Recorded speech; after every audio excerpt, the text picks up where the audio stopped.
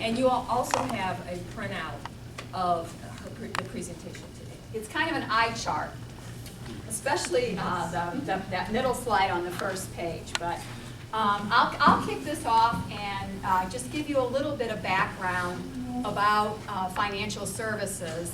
And then I will turn it over to Mike, Amy, and Tim here, who will talk about their areas. And if you look at the org chart, you'll see there's an additional person on here, Joe Ginthart. And Joe couldn't be with us today because he's at a meeting in Washington, D.C. But later on, after these guys are finished, I'll tell you a little bit about Joe and what Joe does. So I think you have the background on us. This is my third career. And the last one, at least the last one I plan to get paid for. I had 10 years between undergraduate and graduate school, and I was a grade school teacher then.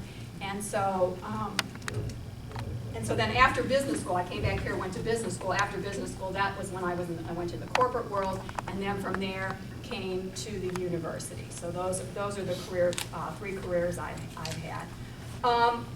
This chart, the first chart here, okay, this is just kind of the high-level org chart for financial services. And in addition to financial services, Alan Keebler, who is the head of resource management, including purchasing, he also reports to me, but today we're just focusing on the financial areas.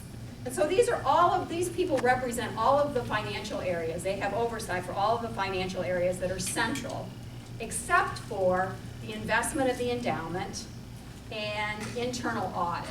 So underneath these folks here, there are about 140 people. There are also financial responsibilities and financial organizations within the schools, the individual schools, and those vary in terms of size and scope, with the medical school, of course, being the largest. To us, the medical school is the medical school. To the medical school is 20 departments and physical therapy and occupational therapy and all these other areas, and each of those is a financial entity sort of unto itself. And so they have a fairly large financial infrastructure to deal with all of that. They have different kinds of revenue from the rest of the university. Clinical revenue that comes from serving patients primarily, and then they also have a lot bigger research portfolio than everyone else. Our customers here in financial services are students, faculty, staff, the schools, university leadership, board of trustees. We serve as the staff to several board committees. We attend some of the board committee meetings and present various things and report out to them every year on our financial results, on our budgets, on the status of our audits, and our debt, and various other things. So we have quite a bit to do with them. Although our customers are particular to our being a university, I would say that a lot of what we do is similar to what happens in the corporate world. You can see the differences. You'll see the differences as you go through these kinds of things. But you know, we all, for the most part, most of us, with a small exception, most of us are housed at North Campus. There are a few exceptions to that. Most of us are at North Campus, which is pretty much an office building. And so we're not here in the middle of the activity, in the middle of the students and the faculty and all of that. We try to encourage the people who work for us to get out. We like them to do April Welcome, meet the prospective students at the airport, work in commencement, other things like that, so they get a feel for what it really is to be at a university. But we're a pretty corporate kind of organization. In fact, I know at least one faculty member has accused Mike of dressing like the chancellor. Now, Mike doesn't dress like the chancellor because Mike doesn't wear double-breasted, but he has been accused of that. And so I'm going to turn this over to these guys, Mike, Amy, and Tim, and they'll talk about their areas, and then I will follow up later with the sponsored projects accounting part of what Joe Ginthart does. So I'm going to let them take it over from here. Thank you. All right, so I won't talk much about myself because you have the bio, so I'll kind of focus more on the department. So I'm going to start with the accounting operations department. But first I will say I have like about 100 folks in the department, so I spend a lot of time kind of involved in management, meetings, staff meetings, committee meetings, and that kind of thing. But I do have some, instead of some of the more routine things, I do get involved in a few interesting projects. And one is the shared business services that I'm going to talk a little bit more about in a few minutes. And then I've been involved in helping setting up some global offices and programs. We now have an office in Shanghai, China, and we've hired an accounting firm to do some of that work. And we have an employee, and we have to have somebody pay them. And I've also helped the Olin Business School with their partnership program with IIT Bombay. And the other thing I get involved with is some of the systems type stuff, the financial systems, the governance process, and kind of helping figure out where we're headed in the future with our financial systems, because some of them are kind of old. But anyway, back to the department. So first is accounting operations. And so the first part is accounts payable, and there's like 14 and a half folks there that process bills for the whole university. And to give it some scale, we process about 350,000 invoices a year. We do about 19,000 travel reports. And this department's staffed mainly with people very attention to detail, more processing type people with a few managers and supervisors, but it's a rather large department that, you know, very important that detail is paid attention to so you can pay the bills on time. We have a student accounting and billing in this department. It has, you know, we bill the students for tuition and room and board. The next is cash and credit. So this department deals with like cash deposits, bank reconciliations, the interdepartmental orders, our procurement cards, our credit cards, and then we also have like 1.5 folks that do procurement card audits. So they got to departments and make sure that people are using their procurement card according to the policies. Some of you guys may be familiar with their audits, I don't know. There's about 10 people in these two departments, and again, it's more focused on details, customer service, transaction processing again. And then property accounting, we have 4 folks, and they keep track of all of the fixed assets of the university, all the buildings, all the equipment, anything that costs over $5,000. We capitalize. This would be like microscopes or lasers or genome sequencing equipment. So on a gross cost basis, we have about $4 billion in fixed assets. That includes all the buildings, so it's a big number. So then moving over here on the CFU accounting side, so we have accountants with accounting degrees that work with the CFU departments to help them with their budgets, variance analysis, and other financial projects. And so, you know, to make sure we all know what CFU is, this would be like the support for the university. It'd be things like accounting and the lawyers and the police and athletics, the chancellor, admissions. And so these folks, they're all usually degreed accountants, usually with some accounting background. A few of them are CPAs. And then we have another similar group that they're called school accountants. And so there's 1 or 2 schools assigned to each of the accountants to help with the budgeting. Variance analysis, again, they have the same kind of background. Then we have a debt accountant, same background, but we have like $1.5 billion in external debt, so it's a big number. We also have almost a similar amount of internal debt, and someone has to keep track of all of that. Then we have gift, endowment, investment accounting. This area has about 5.5 folks, and there's really 3 different areas, but endowment's very big, very important. It's getting close to being $7 billion. And so we have, the range here are more from, like a manager type level down to a little bit more processing of gifts. And then we have a smaller area for transaction processing. This would be like making sure that some of the modules are posting, setting up new accounts, those kinds of things. So moving on, so now moving to the external reporting piece, and so we have a tax department of about 4 folks, and although we are a not-for-profit, there's a lot of tax compliance and a lot of tax filings we have to do. So this area has a couple of CPAs there, but then others that deal with some of the transaction processings. A lot of transactions are routed through the tax department to make sure that we're compliant with IRS policies.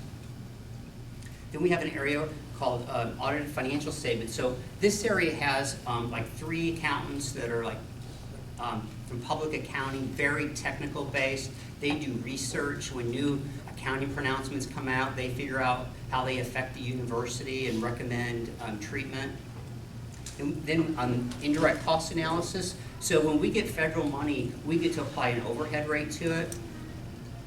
And so the overhead rate is to help us recover like some of our costs for our facilities and administrative costs. So we have folks that are putting this information together. They do space surveys. We have to do this like every 4 years, but we kind of do it like a trial run every year to make sure that we understand how our rates are coming in. And this is usually a long, complicated negotiation process. And payroll, of course, is the most important department because they pay us. They have about 7.5 employees, and again, they're very, very transactional, very important. They pay attention to details, so people are paid on time. They also deal with things like PCTs and other payroll filings and garnishments and whatnot. So then in auxiliaries, so these areas are kind of more, they deal with students more. They're more run like a business. Our goal here is to try and at least break even on our auxiliaries. So we have like 5 folks that work in the Res Life office. So this would be like all of the on-campus beds for the most part, and then the new lofts building as well. So they take care of all the financial processing for that, and there's like almost 4,700 beds there. Then we have off-campus housing. This is also known as quadrangle housing. This is mainly focused at graduate students, and all these are off-campus. There's around almost 1,800 beds there. We also account for the fraternities. We also do dining services, accounting, and we outsource that to Bon Appetit. And so we bill the students through our student billing for the board plans they select. We collect the money, and then we pay most of it to Bon Appetit because Bon Appetit has to pay for all the food and all the labor and all the miscellaneous supplies. We also oversee the bookstore.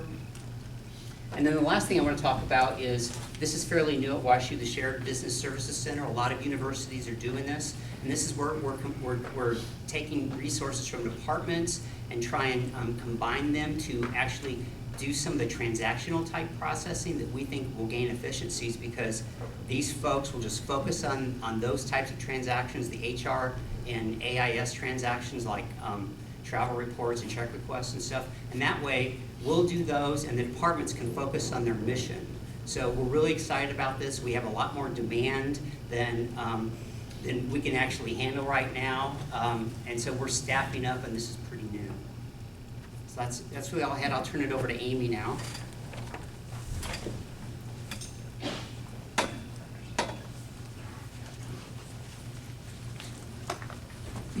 So, first of all, what I wanted to say about our area, Treasury Services, we're very different than accounting. It's a much smaller group.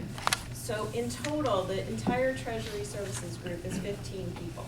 So those 15 people do a very wide range of responsibilities and areas. And I was kind of thinking about the backgrounds of some of the people in this area.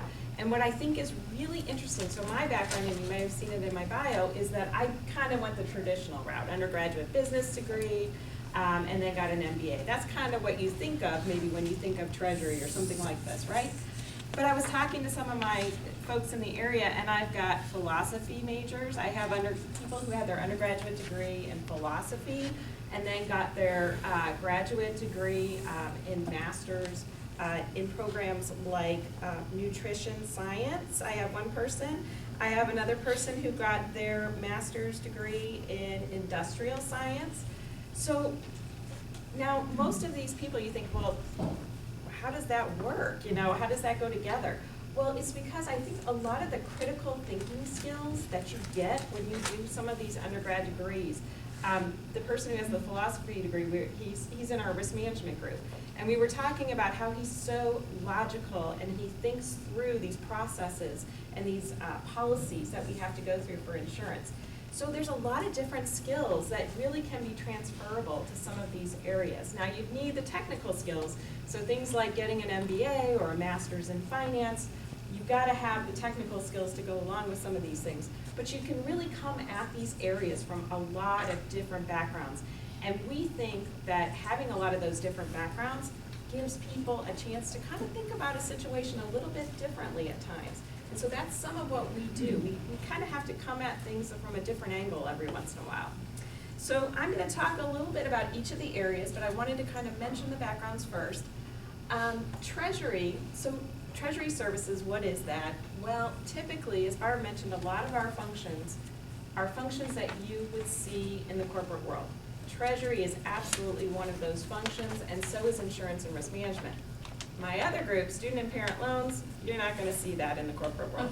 Most of us, many of us, have had parent loans or student loans, so we know a little bit about it, but it's going to be a little bit different. So I'll talk about that one at the end. Let me talk about the other two first. So Treasury itself, Treasury's job is, there are 5 people in the group, and their skills, again, in that area range, very broad ranges there, because we have people that are working on some very high-level, very technical, complex financial transactions. Things like thinking about, Mike mentioned our debt structure, that we have about $1.5 billion in debt. And so one of our jobs is to figure out what's the right structure of that. How much debt should we have? Should it be fixed rate debt, variable rate debt? Should it be long-term debt, short-term debt? How do we go about thinking? Should we put a derivative in place, an interest rate swap that might go along with that? So there's some very technical skills that some of the folks in that group need to have to be able to work through some of those questions and answer some of those complex discussion topics. But then there are other areas of Treasury that are more, I will say they're skills that maybe being really organized and being able to plan and being able to think through banking services, for example. We think about ourselves in Treasury as kind of like consultants to all the departments.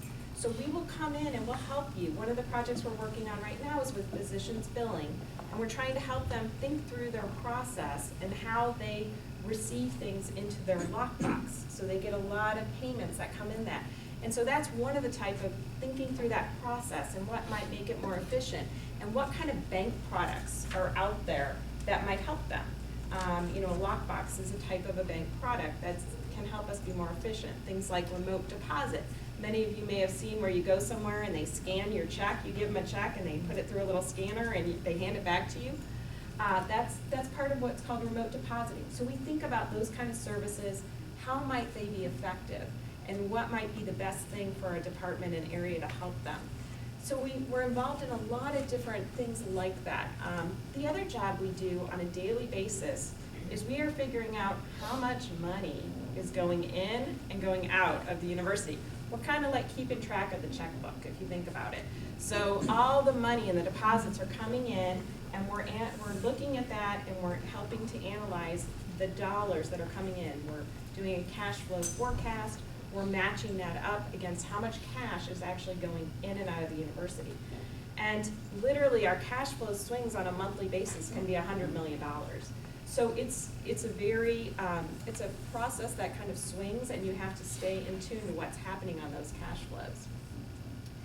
Then so those areas, and the other thing I want to mention about all of my groups, we work really hand in hand with accounting, financial planning, with Joe's group, with Barb. We are really a team, and everybody works together because we need the accounting folks to be able to help us to provide information on some of the things we're looking at. We're providing them with information, helping us to work through thinking about how do we book that debt issue that we just did. So we'll work really closely with those groups. So I want to mention that too, and all the areas work very closely with the team, as well as with external areas at the university. So the other group, insurance and risk management. Again, this is something that every corporation is going to have. And so what's insurance and risk management all about? Well, I like to tell people, I don't want this to happen, but if you are on the campus and you slip, trip, or fall, which is our #1 risk, a slip, trip, or fall on the campus, as an employee, you need to be calling our office because that's going to be most likely under workers' compensation. And we're going to help you through that process, or your supervisor through that process. The other thing I tell people is if you have a visitor to campus and they slip, trip, and fall, you're going to call our office too, but they're going to be under a different process, under the liability area. But it's all the same office, and we're going to work through and help you. If you are traveling and you lose your laptop, you're going to call our office because we're going to help you to get that replaced. So insurance is really there to kind of protect all of the exposures that the university has. And insurance, again, it takes kind of a certain perspective on that because you have to think broad, you have to think about the risks and exposures that the university has. So, you know, it's like that, what keeps you up at night question. So I have to think about that a lot as we're thinking through what to do on insurance and risk management. I want to also mention, because our insurance and risk management area has also been very involved in helping with overseas travel and international programs, because there's a whole different set of risks that go along with that. And they have been working hand in hand with especially the arts and sciences and study abroad programs to think through programs, processes. And if anyone is traveling ever internationally abroad, you want to make sure and reach out to our office if you have any questions, because we have some great products that can be helpful to you. We have a program called International SOS, which is a program that if you're traveling abroad and something bad happens, we hope it doesn't, but if it does, that program can help you to get the resources you need while you're traveling. So again, broad type of responsibility areas. So those two functions, as I said, are really any corporation that you would go to is going to have these type of functions. The third area, student and parent loan programs, a little bit different. Again, as I said, you know, I had student loans, probably many folks do, or maybe you're a parent now and you're helping your child. So what happens in the student and parent loan programs is, from a student and parent perspective, this is seamless. They do not know when, we hope, that's our goal, we hope that when they walk into the Student Financial Services Office, which is located in the basement of Brookings, we hope that they don't realize that there's a difference whether they have a loan or whether they have a scholarship. They're coming in to meet with their financial aid representative who is helping them. And then if there is a loan in their package, or if their parents want to take advantage of one of our programs, they're going to work with the 5 folks in the student and parent loan processing area. They sit together with Student Financial Services and they work hand in hand. Again, another close working relationship. They work hand in hand with them, but it is a separate area. And they are really great at helping you to work through what are the right choices, what do you need to do. One of the things our group is going to be doing here shortly is that we're going to be working with human resources to talk to faculty or staff who may be taking college courses and may have student loans, that they want to understand what that debt might be about and how they might take advantage of forgiveness programs and things. So we're expanding out to do things like that. We also do financial literacy training efforts, and I know we work together on some of the financial literacy training efforts. Those are primarily geared towards students, and that's really our focus. But again, we've expanded out to work with the libraries, to bring Money Smart Week to campus, and then again, we're expanding to help the Human Resource Office. So those are kind of the broad areas. I just wanted to kind of run through them quickly, and I'm going to turn it over to Tim now.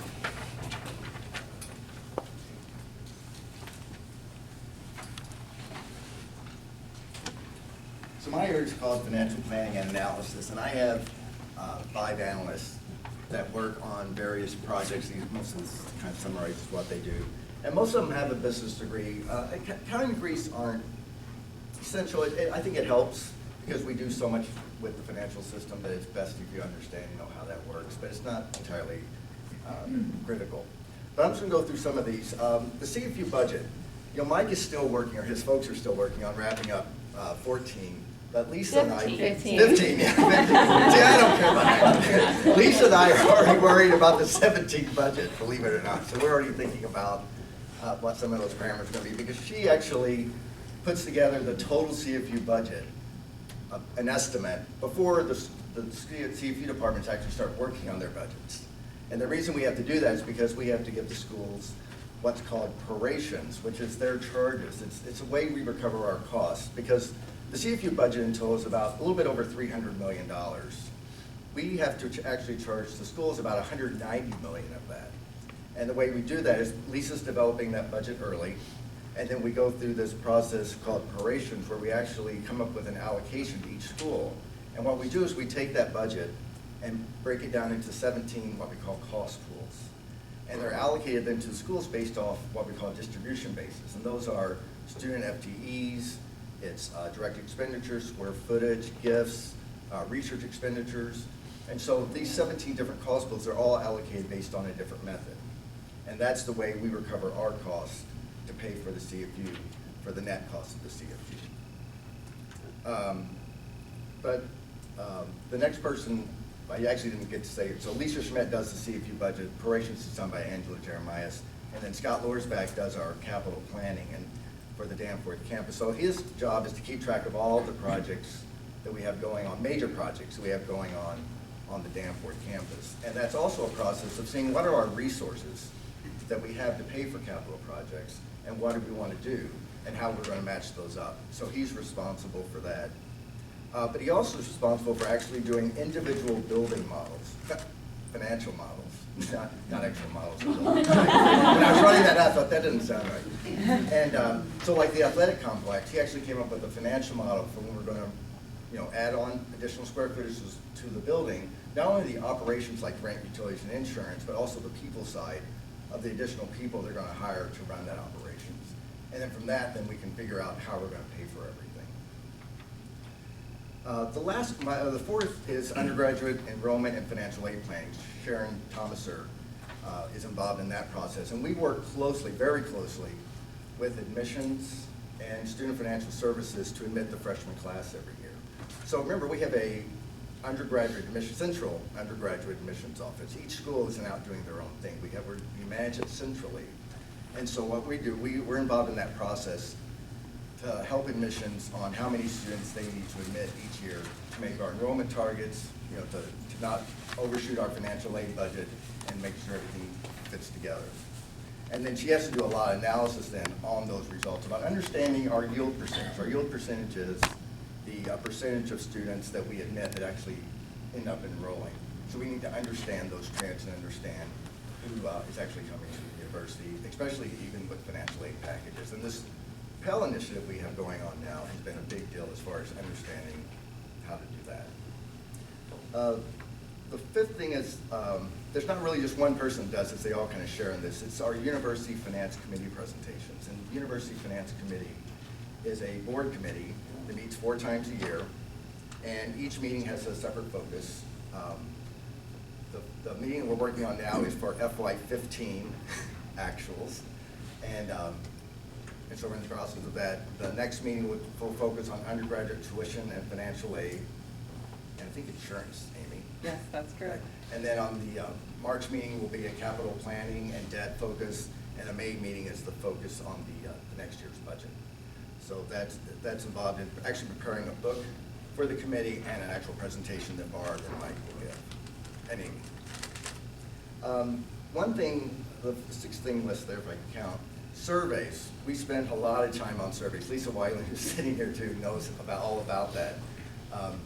The one surveys that we are responsible for, it's called the IPED survey. It's a government survey, and it collects data like on number of students, faculty and staff, finances, financial aid, graduation rates, and other things. And we have to complete that survey because we're getting federal student financial aid. Any university that gets that has to complete that survey.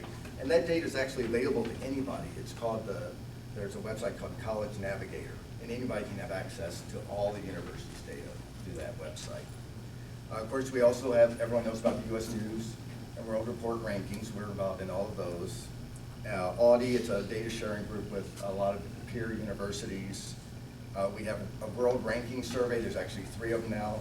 There was one about 10 years ago, and now there's 3.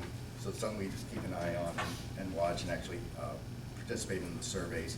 Then we just have a lot of other miscellaneous surveys that we complete for the university. And then the last thing, everyone gets involved. There's always various ad hoc analysis and presentations that we do. It could be involved in how we're spending our endowment, can't remember, different things on different CFU departments, how they look trending over 10 years, how they're spending their money, how they're growing. We also do models on transportation and parking, which I know is everyone's favorite, but don't blame me. And then we also get involved on the housing side, doing long-term modeling for our residential life area of understanding, especially if, all the construction we've been doing on the South 40, understanding, do we have enough beds, what's this gonna cost us, how are we gonna pay for it? And I think that is it.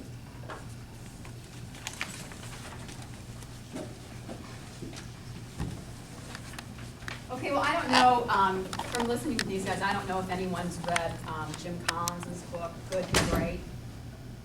But he talks about having the right people on the bus. And I think that's really important, and you can tell here the right people are on the bus, at least I think they are, among the leadership team in financial services, and that goes down into the organization too, and I think we're really lucky to have that. But I'll talk a little bit about sponsored projects accounting, or SPA.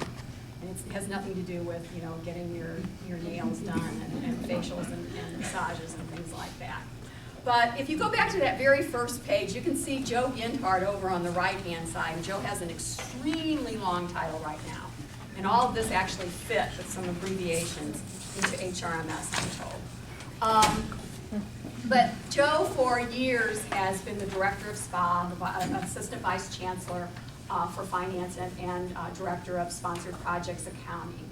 And when there was some turnover on the pre-award and award side of research administration, which is under the vice chancellor for research, Jenny Lodge, Joe is fulfilling some of the responsibilities over there as well. And so we don't know yet if this will be a permanent arrangement, or if it will, if Joe eventually will, for sure he'll remain with his SPA responsibilities. But so for right now, Joe has this really long title of Interim Associate Vice Chancellor for Research Administration, Assistant Vice Chancellor for Finance, and Director of Sponsored Projects Accounting. And so he has a dual reporting relationship to the research side as well as to the financial side. And that's not unusual in institutions like ours, higher eds, that have a large research portfolio.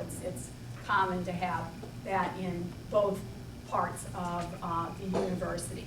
So anyway, SPA is kind of a, I'm just going to talk about the SPA side, okay? SPA is, sometimes this is called post-award, because the part that's under the Vice Chancellor for Research is pre-award and award, and they do things like apply for the grants, help the faculty with applying for grants and the budgeting for the grants, and then when we get the grants, setting the grants up in the system, and I'm oversimplifying, but that's a lot of what they do under the VC for Research. On the financial side, SPA is kind of a financial organization unto itself. I mean, last year we had around $500 million, $500 million in research expenditures. And because such a large portion of that, more than 80% of that, is money that comes from the federal government, we have to make sure that we're following all the rules and regulations around those funds. And so a lot of the skill set here are the skills that you would have and you would find in accounting and in some of these other areas. There are 2 managers in SPA, and then a couple of systems coordinators and a project accountant, and then the rest of the folks there, it's a department of 16 total, not counting Joe, is grant specialists and senior grant specialists.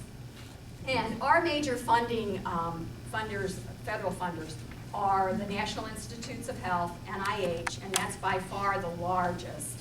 And then NSF and the other DOD and NASA and Department of Energy.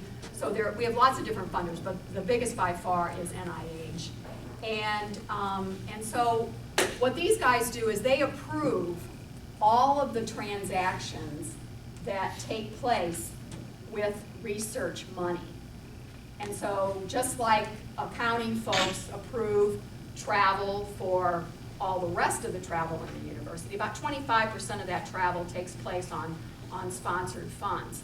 And so they approve travel, and they approve other expenditures, and they also look at the effort reporting of those folks, because they have to make sure that the people that we actually charge to the grants spent their committed portion of time actually working on those grants.